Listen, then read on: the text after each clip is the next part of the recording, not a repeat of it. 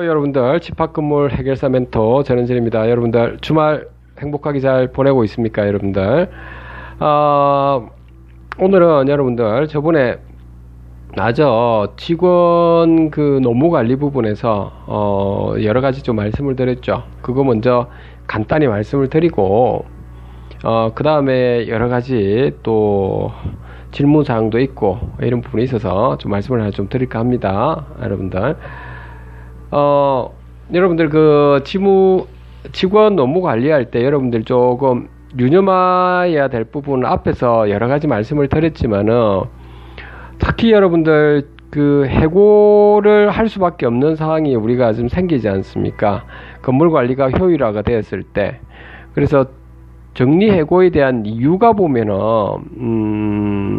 근로기준법에서는 긴박한 경영상의 필요성, 해고 회피 노력을 했는지, 그리고 합리적이고 공정한 대상자를 선정했는지, 그리고 해고 50일 전에 근로대표자와 좀 협의를 했는지 뭐 이런 것들이 있습니다. 근데 현실적으로는 여러분들이 해고를 하는 부분은 큰 문제는 없는데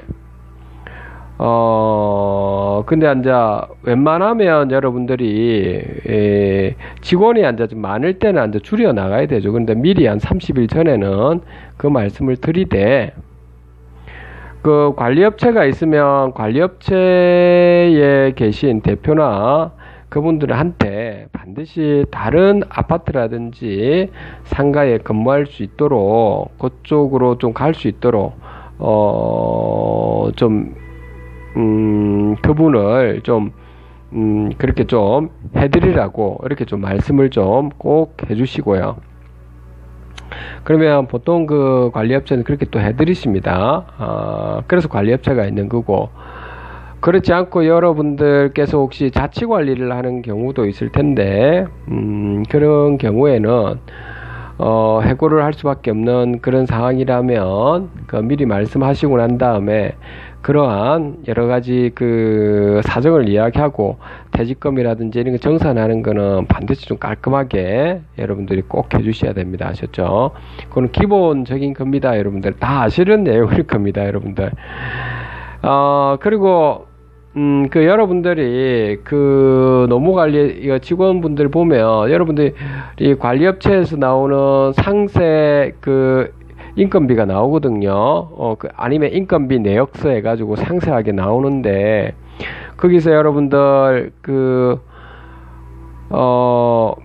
연장 수당 뭐 이런 것이 있거든. 또 야간 수당, 뭐 휴일 수당 이런 것이 있죠. 여러분들 그걸 꼭 한번 체크를 꼭 하십시오. 연장 수당이라고 하는 것은 1일에 보통 8시간이죠, 우리가. 그래서 한 주에 40시간을 초과했을 때 우리가 연장 수당이라는 것이 존재하는 거죠. 그 다음에 야간 수당이라는 것은 오후 몇 시부터죠? 10시부터죠, 그렇죠? 오전 또 몇 시까지든가 6시까지 요 근무했을 때 우리는 야간 수당이라는 것이 이제 들어가는 거고요. 휴일 수당도 있죠. 물론 그런 경우는 드물겠지만 여러분들 관리단에서는 크게 뭐 할 일은 없는 상황이지만 알고는 계시는 것이 좀 어떨까라고 하는 겁니다. 주 휴일 또는 근로자의 날, 관공서 휴일 날에 근무했을 때 이때 휴일 수당을 주는 거죠. 그것도 통상임금의 50%를 가산해서 우리가 지금 주는 거죠. 이제 그런 정도까지는 여러분들이 좀 알고 계시면은 좋을 것 같습니다. 그리고 여러분들 특히 격리분들 중에서 여성분들이 또 격리가 좀 계시잖아요. 이제 그런 분들께서는 이제 또 생리휴가라고 하는 부분을 여러분들이 한 달에 뭐 그런 생리휴가는 반드시 주셔야 됩니다. 좀 몸이 생리가 좀 돼서 좀 통증이 있고 이런 경우가 있었을 거잖아요, 그렇죠? 그 대신에 월급은 안 주죠. 그러니까 무급입니다, 여러분들. 생리휴가에 대해서는. 그렇지만 그런 거는 여러분들이 좀 알고 진행을 정확하게 여러분들이 좀 해주셔야 될 거라고 좀 봅니다.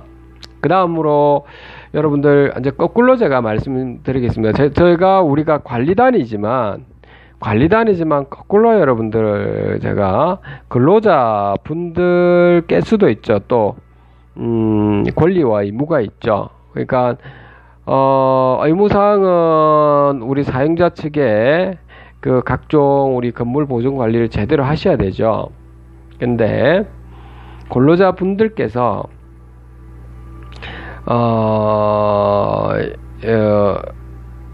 그냥 해고가 정당하지 않은 방법으로 해고가 바로 되어버렸다 하는 부분도 있을 거 아닙니까, 여러분들. 그런 경우에는 근로자분들도 노동위원회에 구제 신청을 하면 됩니다. 여러분들께서 신청을 하시면 되고요. 민사적으로는 그 해고 무효 확인 소송 있죠. 여러분들 신문지상에서 좀 많이 보셨을 겁니다. 그래서 해고 무효 확인 소송은 그 소송대로 하시면서 뭐 확정 판결이 나기 전에 있죠. 임시로 그 임금을 지급해 달라라고 하는 그 임금 지급 가처분이라고 하는 것도 좀 병행해서 이렇게 진행을 보통을 하거든요.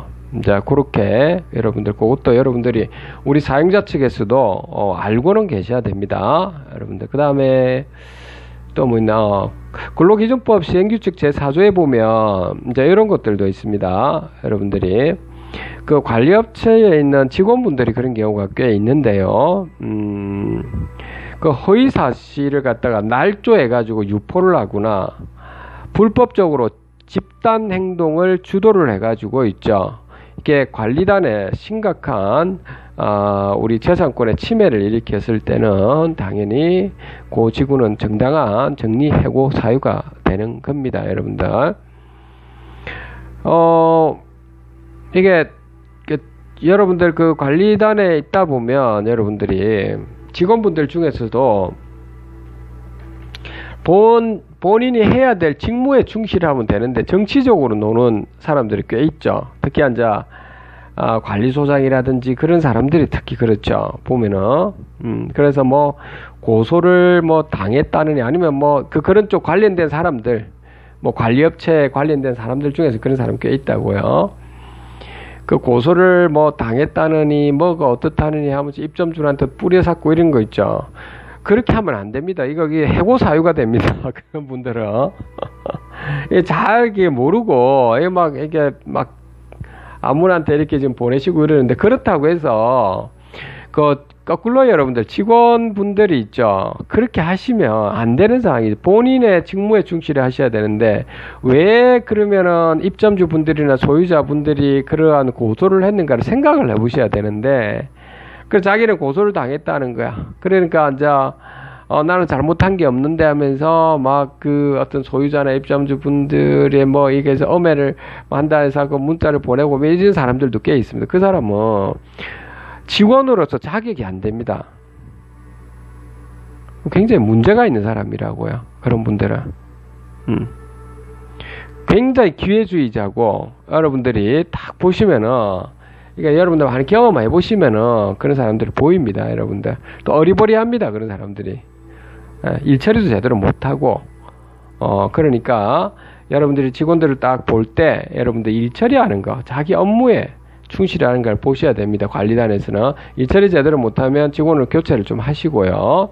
그렇게 해서 우리네 입장에서는, 관리단의 입장에서는 어떤 부분이죠? 건물이 효율화되고 재산권과 미래 가치가 어떻게 되는가에 충실히 앉아 보셔야 된다라고 하는 부분이고, 직원분들은 또 본인의 업무에 충실하고 하시면 또 나름대로 평생 직장이 될 수 있도록 또 우리가 또 배려를 또 해줘야 될 부분은 있고요. 그렇죠? 뭐 건물 관리가 효율화되고 관리비는 자동적으로 줄어드니까 그 근로자분들 뭐 복리후생이라고 별거는 아니라고 했지 않습니까? 그래서 꼭 필요한 것들은 또 해드릴 수 있는 부분도 있으시니까요. 그렇죠? 그렇게 서로 간에 어쨌든 간에 윈윈 전략으로 요렇게 나아가 주는 것이 좀 바람직하다고 봅니다.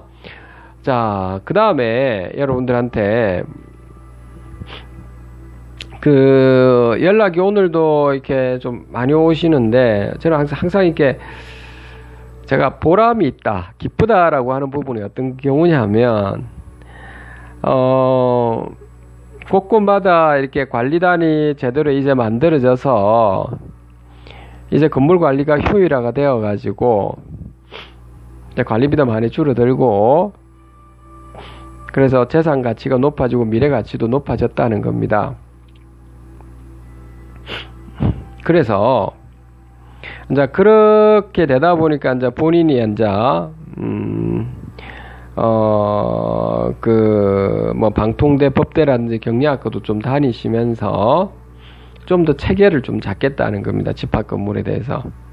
그리고 주변에 또 집합 건물에 많은 문제점이 있는 분들에 대해서 조언도 해드리시고, 참 그런 말씀을 해주실 때 참 제가 너무나도 기쁩니다. 그리고 지금 또 그렇게 집회를 막 거쳐가지고 이제 진행하시는 분들도 있고, 이제 집회를 해야 되는 분들도 계시고, 또 이제 집회를 어떻게 해야 될지는 모르지만 이제 제대로 해야 되겠다 하시는 분들도 있고, 아무튼 간에 그런 각자가 이렇게 제 방송을 보시면서 이 집합 건물의 주인이 누구냐라고 하는 거, 소유자분들과 입점주분들이 주인이라는 사실을 서로가 알게 되고, 이런 부분을 통해서 여러분들 각자가 좀 이렇게 깨어 있으시면, 이제부터 드디어 우리 집합 건물이 우리나라에 있는 정말 이게 썩어 빠진, 건물 효율도 안 되고 썩어 빠진 시행사나 관리업체가 주인 행사를 하는 건 절대 있을 수 없는 이런 부분을 이제 서서히 알게 될 거고, 그리고 지금까지 여러분들 중에서 그냥 이렇게 사셨는데, 부동산 중개업자한테 가서 사셨는데 그냥 월세 받아 먹으려고, 월세 중요하죠. 월세 받고, 아니면 시세 차이, 그것만 딱 생각하시고 계시다가, 아니면 그 입점해서 자기 엄만 이렇게 하시다가, 아마 이제 이 방송을 보고, 이것이 아니구나. 진짜 진정한 투자라고 하는 부분은, 이것은 건물 보존 관리를 우리가 잘하면 건물 가치가 높아질 수밖에 없고, 입점주분들이 잘 들어올 수밖에 없구나. 임차인분들이. 그리고 재산권이 높아질 수밖에 없구나. 그런 부분을 여러분들이 드디어 알게 됐을 때 저는 참 기쁘거든요. 그런 부분도. 대부분은 그런데 아직까지도 그냥 월세 얼마 나오느냐, 그리고 나중에 얼마 정도 받을 수, 이것만 생각하고 관리단 집회 이런 부분을 그래 신경 쓰기 싫습니다. 이래서 대부분 좀 그러시죠. 아직까지 관심도 없고. 근데 저는 그렇게 생각합니다. 여러분들 그렇게 모르시고 하시는 분들은 있죠. 여러분들이 인생을 살면서 크게 나중에 당하실 경우가 생깁니다. 투자의 세상이라고 하는 부분은 본인이 직접 많이 아셔야 되고, 그걸로 아는 것으로 끝나잖아요. 습관화돼야 되고, 그걸 경험으로서 자기에 있는 그 몸 전체에 완전히 이렇게 습관화가 완전히 돼야 됩니다. 그러면 여러분들 스스로 재산을 지키는 길이 곧 여러분들 전체 주변에 있는 이웃들 분들의 재산을 지키는 하나의 지름길이 되고, 또 좋은 선한 영향력을 끼칠 수가 있는 부분이기 때문에, 여러분들이 집합 건물을 제대로 건물 관리 보존에 모두가 다 관심을 좀 가지셔야만이 여러분들 투자를 제대로 하는 겁니다. 부동산은 대부분의 아마 아직까지도 그렇지 않고 그냥 입지가 어떻게 되느냐 그런 것만 보시죠. 내가 네이버 지도를 보셔가지고 입지 조건이 여기가 어떻고 길목이 어떻고 이것만 보시니까 그거는 기본이라고 제가 그때 말씀드렸죠. 그거는 기본이고요. 더 중요한 거는 그 기본이 뭐냐면 건물 보존 관리하고 우리가 갖고 간다 라고 하는 부분이 잘 되어 있으면 여러분들 건물은 아무리 이러한 경제 상황이 안 좋더라도 거뜬히 이겨낼 수가 있다라고 하는 겁니다. 여러분들이 분명히 그렇게 됩니다. 자, 그런 정도 말씀을 드리겠습니다. 오늘 주말인데 여러분들 중에서 저한테 연락이 이렇게 오시는 분들 중에서는 여러모로 여러분들 수고가 많은 걸 제가 압니다, 여러분들. 근데 여러분들 본인들한테 굉장히 도움이 된다는 사실도 꼭 아셔야 됩니다, 여러분들. 그 부동산 투자는 여러분 직접 해보신 분들은 안다는 거죠. 그러니까 그냥 말만 듣고 관리단 조성 안 해보고 이런 분들 잘 모르십니다. 부동산 하시는 분들은 잘 모르신다고요, 중개업자들은. 진짜. 물론 여기 보시는 분들, 중개하시는 분들 계시는데, 실제 관리단을 형성시키고 실제 이렇게 딱딱 진행을 해본 사람들 이게 좀 보입니다. 부동산의 투자에 대해서는 정확하게 보이실 거라고요. 자, 그러니까 어쨌든 여러분들께서 있죠. 요런 거를 여러분들이 한번 누군가가 아무도 안 할 때, 그러면 여러분 몇몇 분들이 모이셔가지고 하실 때 여러분들 재산권 지키고 나아가서 주변에 있는 이웃분들 다 재산권을 향상시키고 지키는 길이라고 했죠. 근데 여러분들 마음가짐 자체는 이제 이렇게 했으면 좋겠습니다.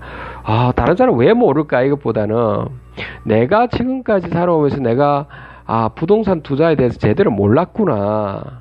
지금 내가 이렇게 그 관리단을 이렇게 조직하면서 이렇게 하는 거구나. 이렇게 하면 건물이 살아나고 이렇게 하면은 서로 간에 소유자분들과 입주민들 다 좋아지는 거구나. 그리고 시세 차익도 좀 높아지구나. 이게 진짜 이렇게 하는 것이 부동산에서 제대로 투자하는 것이구나. 라고 하는 것을 있죠. 하나씩 배우는 여러분들이 그러한 하나의 그 과정으로 이렇게 생각해 주시면은 여러분들이 그 일을 진행해 가면서 있죠. 여러분들 스스로가 대견할 겁니다, 여러분들. 하시다 보면 여러분들 실수도 곧장 하시죠. 근데 그런 실수들은 실수로 끝나는 게 아니고 그 실수가 다시 있죠. 다음에는 그런 실수를 안 하게 됨으로 해가지고 훨씬 더 투자를 제대로 할 수도 있고요. 주변 분들한테 선한 영향력을 끼칠 수가 분명히 있을 겁니다, 여러분들. 그렇게 여러분들이 해주시면은 앞으로 아주 우리나라 집합 건물이 많이 좋아질 거다 이 말입니다. 오늘 여러분들 책에 있는 내용이지만 요걸 하나 말씀을 좀 드릴까 합니다. 그리고 오늘은 좀 마칠까 합니다. 자, 꼭 제가 이렇게 전화를 이렇게 받을 때 제가 이 말씀을 좀 드리고 싶은 부분이었거든요. 제가 꼭 여러분들한테 전해드리고 싶은 부분입니다. 여러분들 답답하시니까 저한테 연락이 많이 오시죠. 그렇죠. 그래서 제가 이렇게 답변을 해주는데, 그렇지만 여러분들이 있죠. 여러분들이 이런 마음을 좀 가지시면 어떻겠나 하는 부분입니다. 마음가짐 자체를 제가 한번 읽어볼게요. 살다 보면은 누구나 실패할 때가 있다. 누구보다 열심히 했다고 자부했는데 결과가 좋지 않을 때도 있다. 그럴 때 절대로 그런 현실에 끌려다녀서는 안 된다. 엎질러진 물 때문에 상처는 크겠지만은 그렇다고 그 물을 주워 담을 수 없지 않은가. 오히려 그 실패를 교훈 삼아서 더 조심할 일이다. 왜 그렇게 했을까? 그렇게 안 했으면 좋았을 텐데 라고 생각하다 보면은 패배감만 커질 뿐이다. 속상하겠지만은 지나간 일은 지나간 일로 있는 것이 좋다. 그러나 왜 물을 엎질렀는지는 곰곰하게 따지고 반성해야 한다. 한 번 실수는 이해할 수 있지만은 같은 실수를 반복해서는 안 된다. 충분히 반성했다면 그 일은 깨끗이 잊어버려야 한다. 인생에서나 일에서나 지난 일을 고민하는 것은 백해 무익하다. 그것을 계기로 다시는 그런 일이 일어나지 않도록 스스로를 다그쳐야 한다. 실수해도 괜찮다. 실패해도 좋다. 다만 그런 일이 일어났다면 반성하고 그것을 교훈 삼아서 더 큰 도약을 꿈꿔야 한다. 그런 사람만이 어떤 위기에 처하더라도 반드시 성공에 이를 수가 있다. 자, 오늘 여기까지 말씀을 드리고 집합 건물이 효율화되고 공정하고 투명화되도록 우리 모두가 합심하도록 서로 노력하도록 합시다. 오늘 여기까지 하도록 하겠습니다. 주말 행복하게 보내시기 바랍니다. 집합 건물 해결사 멘토 전은진이었습니다. 감사합니다.